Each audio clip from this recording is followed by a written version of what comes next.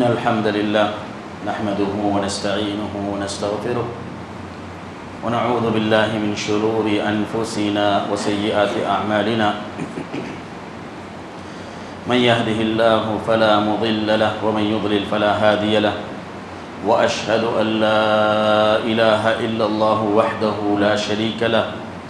وأشهد أن محمدًا عبده ورسوله صلى الله عليه وعلى آله وصحبه وذريته ومن والاه أما بعد فإن خير الحديث كتاب الله وخير الهدي هدي محمد صلى الله عليه وسلم وشر الأمور محدثاتها وكل محدثة بدعة وكل بدعة ضلالة وكل ضلالة في النار يا أيها الذين آمنوا اتقوا الله حق تقاته ولا تموتن إلا وأنتم مسلمون يا أيها الناس اتقوا ربكم الذي خلقكم من نفس واحدة وخلق منها زوجها وبث منهما رجالا كثيرا ونساء واتقوا الله الذي تساءلون به والأرحام إن الله كان عليكم رقيبا يا أيها الذين آمنوا اتقوا الله وقولوا قولا سديدا يصلح لكم أعمالكم ويغفر لكم ذنوبكم ومن يطع الله ورسوله فقد فاز فوزا عظيما۔ تمام قسم کی حمد و ثنا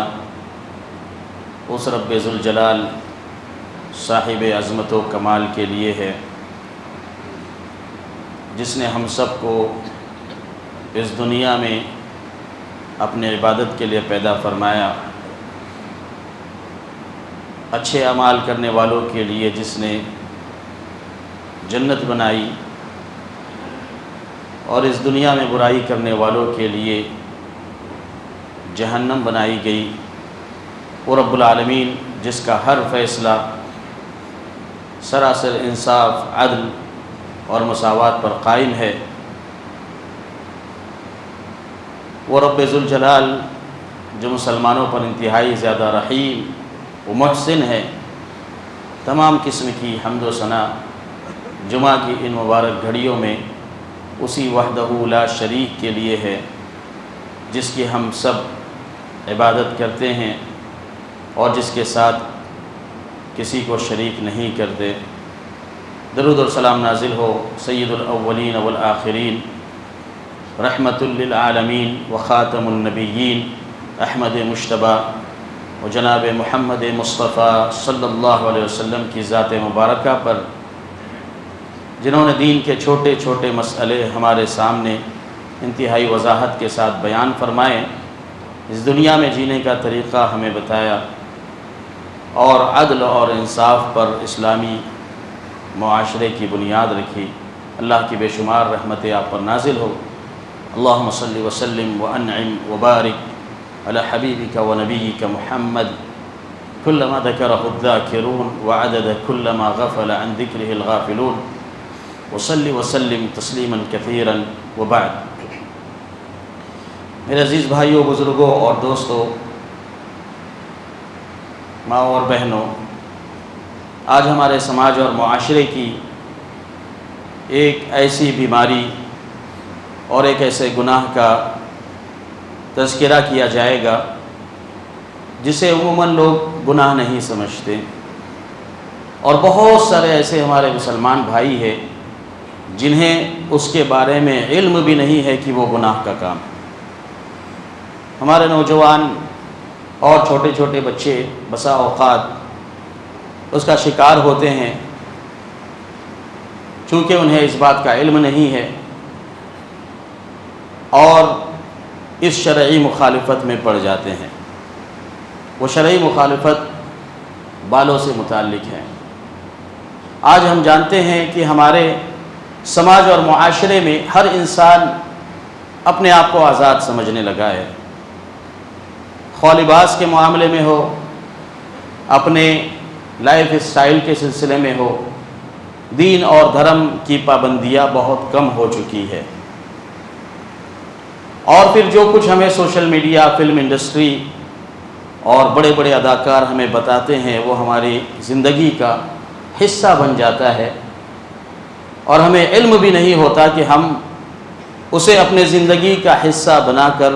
شریعت کے کس شق اور پارٹ کی مخالفت کر رہے ہیں۔ لہٰذا ہمارے سماج اور معاشرے میں ایک بری عادت جو تیزی کے ساتھ پھیل رہی ہے وہ بالوں کے اندر قزع کی کیفیت ہے۔ قزع کسے کہتے ہیں؟ حدیث شریف میں آتا ہے قزع کا مطلب یہ ہے کہ اپنے سر کے بعض حصے کو منڈوا دینا اور بعض حصے کو چھوڑ دینا۔ پھر علماء کرام نے اس کی 6 شکلیں ذکر فرمائی ہے کہ اپنے داہنے اور بائیں کان کے اوپر کے بال کو نکالنا اور اوپر کے بال کو چھوڑ دینا، یا اپنے بالوں میں اپنے سر کے اندر درمیان میں سے بال کو نکال لینا اور دونوں طرف کے بال کو چھوڑ دینا، یا پھر اس میں 6 گرہ لگانا، یا پھر ان بالوں کے اندر ایسی کیفیت کو اپنانا جو سماج اور معاشرے میں عموماً بال کٹانے کی اور مسلمانوں کے تہذیب اور ثقافت کی جو علامت ہے اس کی مخالفت اس میں نظر آئے۔ چنانچہ حدیث شریف میں آتا ہے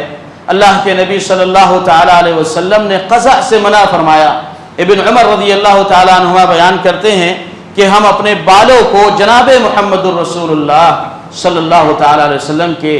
کیفیت کے مطابق بنانے کی کوشش کرتے اور ہمیں قزع سے منع کیا گیا۔ نافع سے پوچھا گیا قزع کیا ہے؟ تو کہا کہ بال کے کچھ حصے کو لینا اور کچھ حصے کو ترک کر دینا، گویا کہ اس میں کفار کی مشابہت ہو۔ اسی طریقے سے ابن عمر رضی اللہ تعالیٰ عنہما کی ایک حدیث میں آتا ہے کہ اللہ کے نبی صلی اللہ تعالیٰ علیہ وسلم نے ایک چھوٹے سے بچے کو دیکھا کہ اس کے بال کی کیفیت یہ تھی کہ چند بال اس نے دائیں طرف سے چند بال بائیں طرف سے لیے اور درمیان کے بالوں کو چھوڑ دیا۔ اللہ کے نبی صلی اللہ علیہ وسلم نے اس کے سرپرست کو بلایا اور کہا کہ یا تو اس کے پورے بال کاٹ دیں یا پورے بالوں کو مکمل طور پر چھوڑ دیں تاکہ وہ بڑے ہو جائیں۔ تو میرے عزیز بھائی اور دوستو، بالوں کے سلسلے میں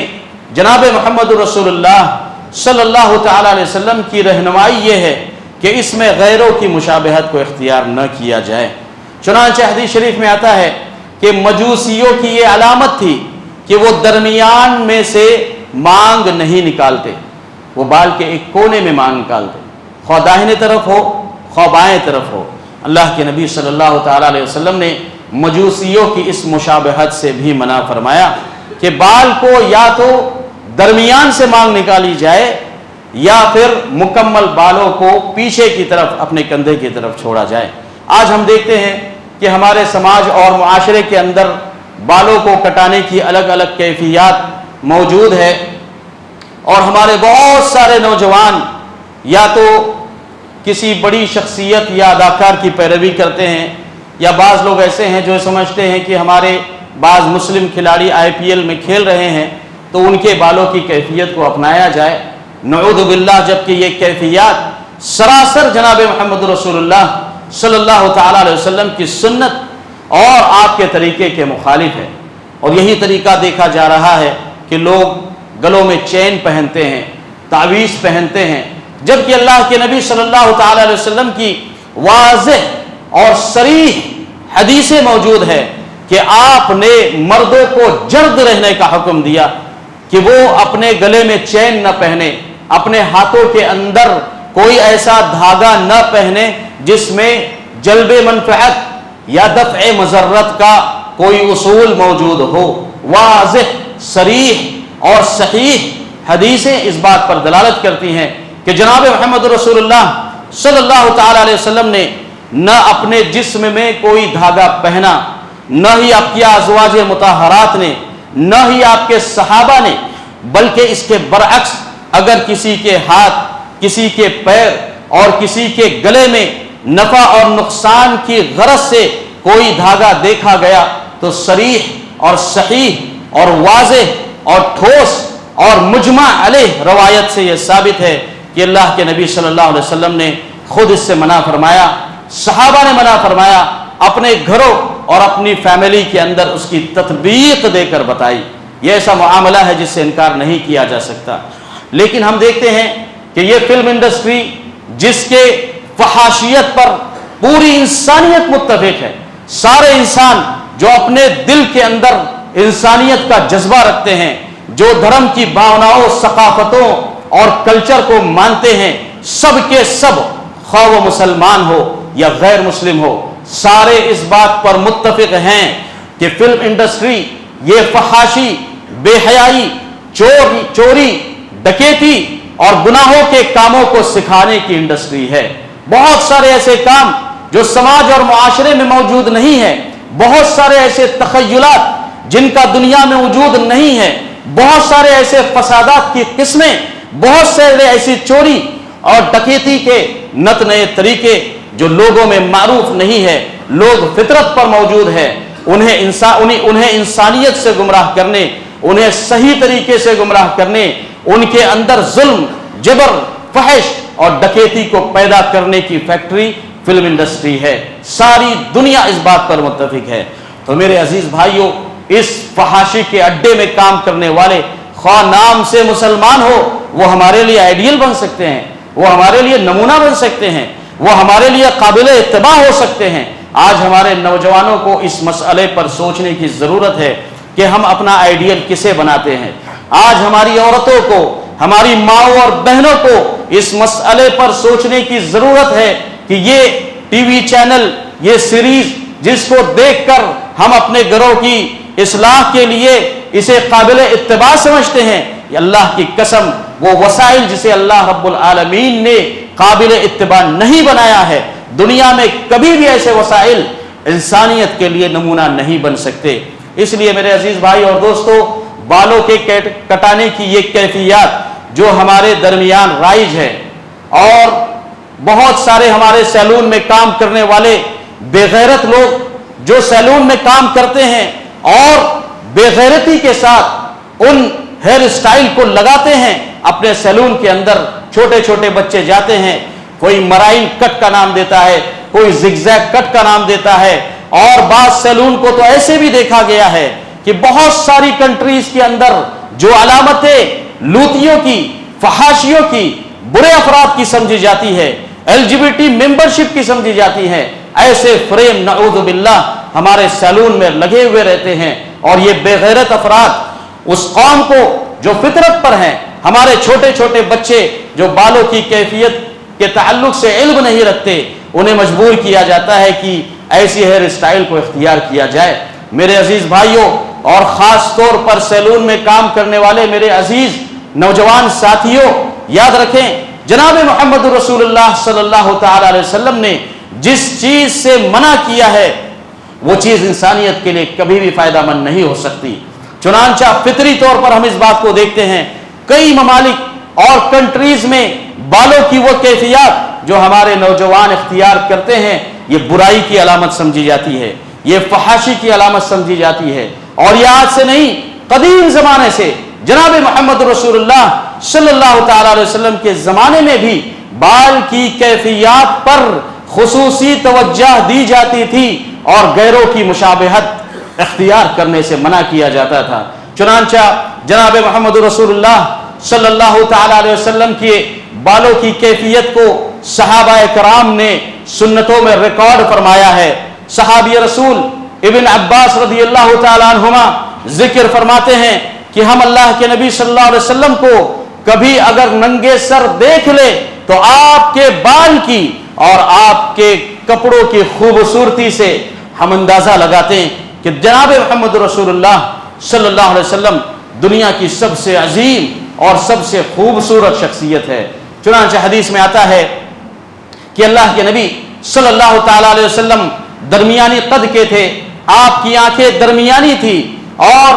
آپ کے کندھے کافی چوڑے تھے۔ چنانچہ جب آپ بڑے بال رکھتے تو اپنے بالوں کو اپنے کندھوں پر اتار دیتے، اور صحیح بخاری کی حدیث میں آتا ہے کہ اللہ کے نبی صلی اللہ علیہ وسلم قریش کے طریقے پر بال بنایا کرتے تھے۔ چنانچہ قریش کے طریقے میں آتا ہے کہ وہ درمیان سے مانگ کو نکالا کرتے، اللہ کے نبی صلی اللہ علیہ وسلم درمیان سے مانگ کو نکالتے اور اپنے بالوں کو پیچھے کی طرف ڈھکیل دیتے۔ لیکن جب اسلام کی دعوت آئی، اللہ کے نبی صلی اللہ علیہ وسلم نے توحید کو پیش کیا، قریشیوں نے ماننے سے انکار کیا، جناب محمد رسول اللہ صلی اللہ علیہ وسلم کو طائف کی طرف ہجرت پر اور اس کے بعد مدینہ کی طرف ہجرت پر مجبور کیا گیا۔ اللہ کے نبی صلی اللہ تعالی علیہ وسلم نے اہل کتاب کے طریقے پر بال بنانا شروع کیا۔ چنانچہ حدیث میں آتا ہے کان النبی صلی اللہ علیہ وسلم یحب موافقت اہل الکتاب فیما لم یؤمر به، اللہ کے نبی صلی اللہ علیہ وسلم اہل کتاب کی موافقت کو زیادہ بہتر سمجھتے، مشرکین کے مقابلے میں، بت پرستوں کے مقابلے میں، مورتیوں کی عبادت کرنے والوں کے مقابلے میں اہل کتاب کے طریقوں کو آپ زیادہ پسند کرتے، ان چیزوں میں جس میں اللہ کی طرف سے کوئی رہنمائی نہ ہو، یعنی کوئی ایسا مسئلہ جس کے بارے میں اللہ رب العالمین نے جناب محمد رسول اللہ صلی اللہ علیہ وسلم کو رہنمائی نہیں فرمائی ہے، تو آپ مشرکین کے طریقے کو نہیں اپناتے بلکہ اس کی مخالفت کرتے، اور ان کی مخالفت میں یہ دیکھتے کہ اہل کتاب کا کیا طریقہ ہے۔ چنانچہ آپ نے اہل کتاب کے طریقے پر اپنے بال بنانے کی ابتدائی کیفیت کو ترک کر دیا، اور جس طریقے سے اہل کتاب اور جس طریقے سے سیدنا عیسیٰ علیہ السلام کے تعلق سے ان کے بال کی کیفیت پر اہل عیسیٰ عمل کیا کرتے تھے، اللہ کے نبی صلی اللہ علیہ وسلم نے اس طریقے پر بال بنانا شروع کر دیا اور درمیان سے مانگ نکالنا چھوڑ دیا۔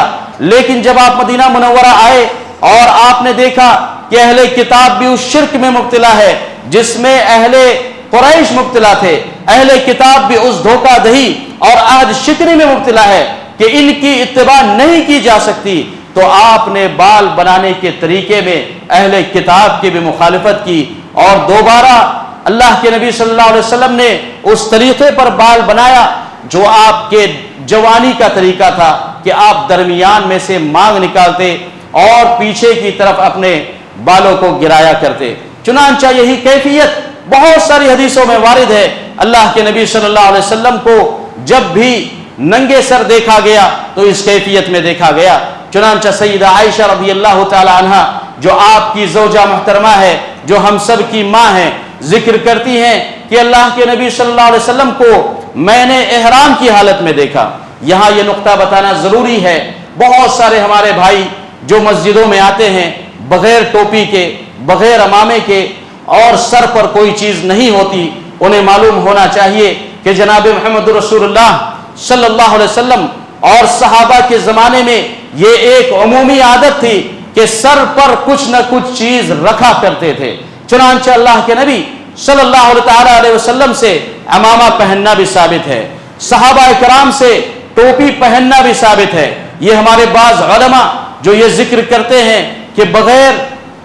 ٹوپی کے یا ٹوپی سنت میں وارد نہیں ہے، یہ انتہائی غلط بات ہے۔ بے شک ٹوپی کا ذکر سنت میں وارد ہے، بے شک ٹوپی کا ذکر جناب سیدنا عمر رضی اللہ تعالی عنہما کے اس عہد عمریہ میں وارد ہے جو انہوں نے اہل فلسطین کے ساتھ کیا تھا۔ لہٰذا ہمارے بہت سارے بھائی جو مسجدوں میں یا اسلامی مجلسوں میں یا اسلامی اجتماع کے اندر بغیر ٹوپی کے آتے ہیں، انہیں معلوم ہونا چاہیے کہ اللہ کے نبی صلی اللہ تعالی علیہ وسلم اور صحابہ کرام ٹوپی اور عمامے کا استعمال کیا کرتے تھے۔ یہ بہرا روی یا غیروں سے مشابہت جو ہمارے درمیان سرایت کرتی جا رہی ہے، اور بہت سارے افراد کو دیکھا جاتا ہے کہ وہ جمعہ کے اندر اور علمی مجلسوں میں بغیر ٹوپی کے آتے ہیں، یہ ان کے لیے نشان عبرت ہے۔ سیدہ عائشہ رضی اللہ تعالیٰ عنہ بیان کرتی ہے، سیدہ عائشہ کون ہے؟ آپ کی زوجہ محترمہ، آپ کے ساتھ آپ کے خلوت کی وہ محترم عورت جس نے اللہ کے نبی صلی اللہ تعالیٰ علیہ وسلم کے تعلق سے لوگوں کی رہنمائی کے لیے ایسے مسائل کو ذکر کیا جن کو عموماً ذکر کرنے اور جن کو سننے سے لوگ شرماتے ہیں، خاص طور پر عورتوں سے متعلق مسائل۔ لوگ کہتے ہیں کہ سیدہ عائشہ کی شادی چھوٹی عمر میں جناب محمد رسول اللہ صلی اللہ علیہ وسلم کے ساتھ ہوئی، لیکن لوگ یہ بھول جاتے ہیں کہ سیدہ عائشہ نے جو رہنمائی کی عورتوں کے خلا، طلاق، نکاح، حیض اور دیگر معاملات میں، سیدہ عائشہ کو اللہ رب العالمین نے اپنی طرف سے ایسی کرامت عطا کی تھی کہ بہت سارے ایسے مسائل جو دیگر عورتوں کے مقابلے میں سیدہ عائشہ نے بیان کیے، رہتی دنیا تک آج ہماری مسلم مائیں اور بہنیں اس پر عمل کر رہی ہے اور رہتی دنیا تک اس پر عمل کرے گی۔ چنانچہ سیدہ عائشہ بیان کرتی ہیں، جبکہ وہ جناب محمد رسول اللہ صلی اللہ علیہ وسلم کی زوجہ محترمہ ہے، فرماتی ہے کہ میں نے احرام کی حالت میں اللہ کے نبی صلی اللہ علیہ وسلم کے بالوں کی خوبصورتی کو دیکھا، کأنی رأیت وبیس الطیب بین مفرق النبی صلی اللہ علیہ وسلم، کہ اس خوبصورتی کو میں نے اس وقت محسوس کیا جب آپ احرام کی حالت میں تھے۔ اور ہم سب جانتے ہیں کہ احرام کی حالت میں ٹوپی نہیں پہنی جاتی، سر پر کوئی چیز نہیں رکھی جاتی۔ ایسے وقت میں آپ کے بالوں کے درمیان کی مانگ کو دیکھا، اور ایک حدیث میں بیان کیا کہ اللہ کے نبی صلی اللہ علیہ وسلم جب اپنا عمامہ اتارتے تو میں آپ کے بالوں کو سوارا کرتی اور درمیان سے آپ کی مانگ کو نکالا کرتی اور دونوں کانوں کی لو تک آپ کے بال کو لے جاتی۔ یہ اللہ کے نبی صلی اللہ علیہ وسلم کے بالوں کی کیفیت ہے۔ اسی طریقے سے بہت ساری حدیثوں سے یہ بھی ثابت ہے کہ صحابہ کرام بغیر عمامے اور بغیر ٹوپی کے ساتھ رہنے کو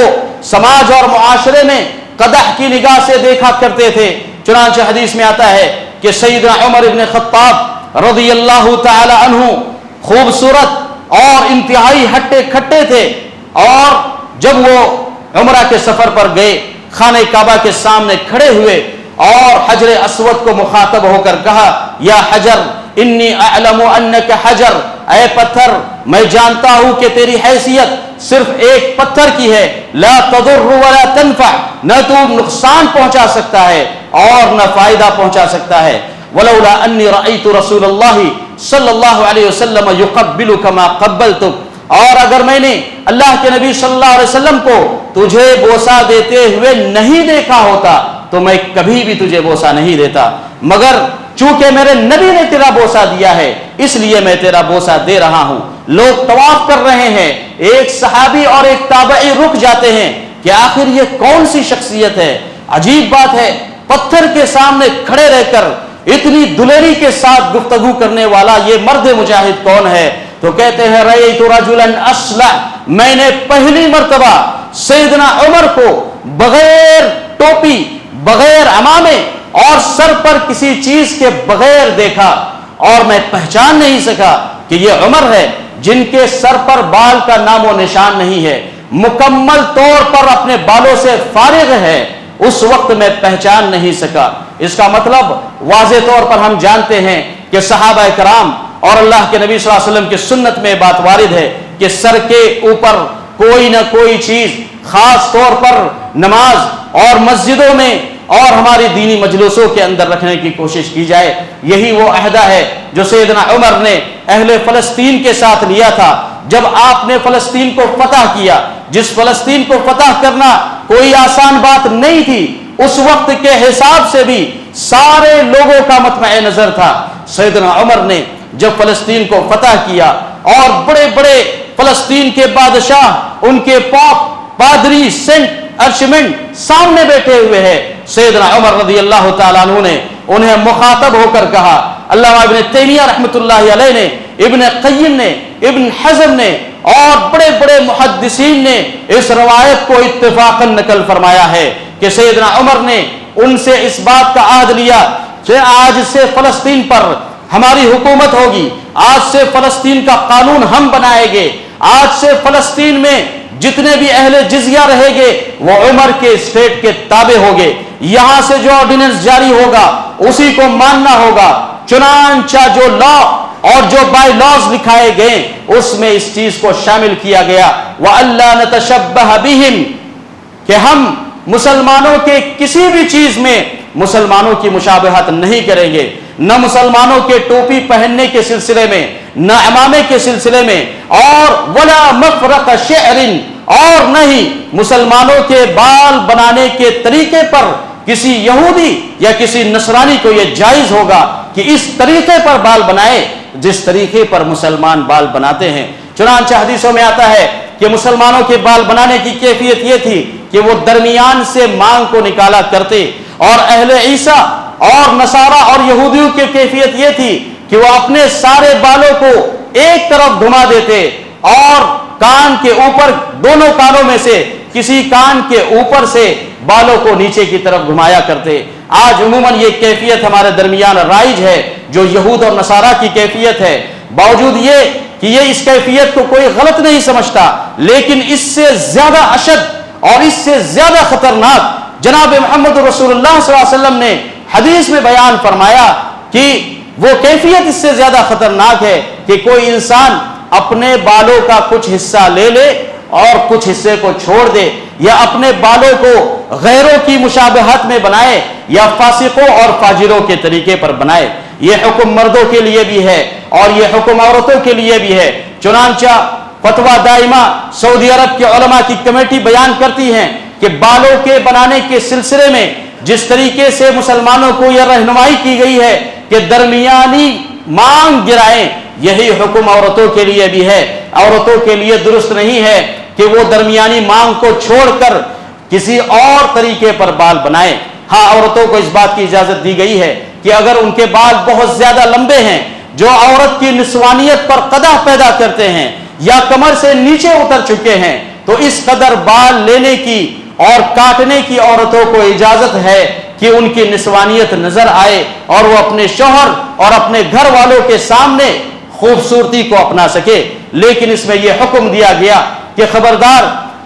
مردوں کی مشابہت کو نہ اختیار کیا جائے اور نہ ہی مردوں کی مشابہت کے ساتھ غیروں کی مشابہت کو، کہ وہ اپنے بالوں کو مکمل طور پر ایک طرف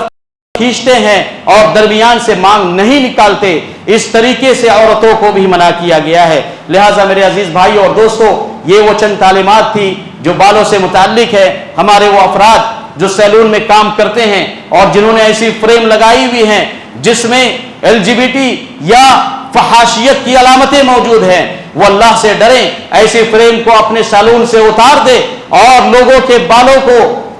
بالوں کو خاص طور پر اہل اسلام کے بالوں کو سنت کے مطابق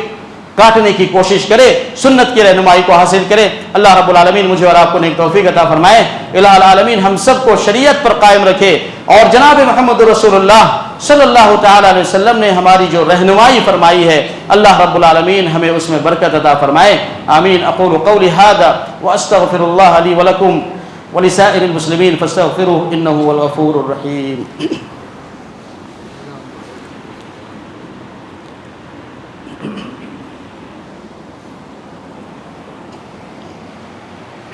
الحمد لله على إحسانه والشكر له على توفيقه وامتنانه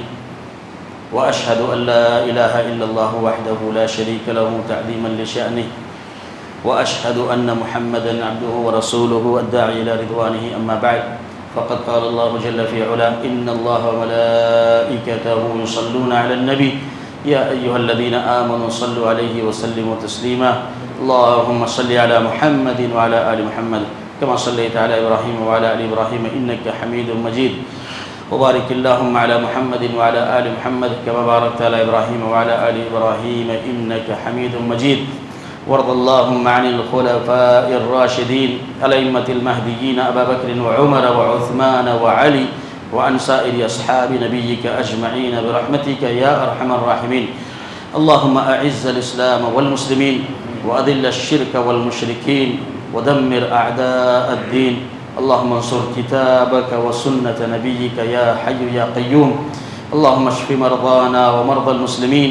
وعاف مبتلانا ومبتلى المسلمين وارحم موتانا وموتى المسلمين يا حي يا قيوم ربنا آتنا في الدنيا حسنة وفي الآخرة حسنة وقنا عذاب النار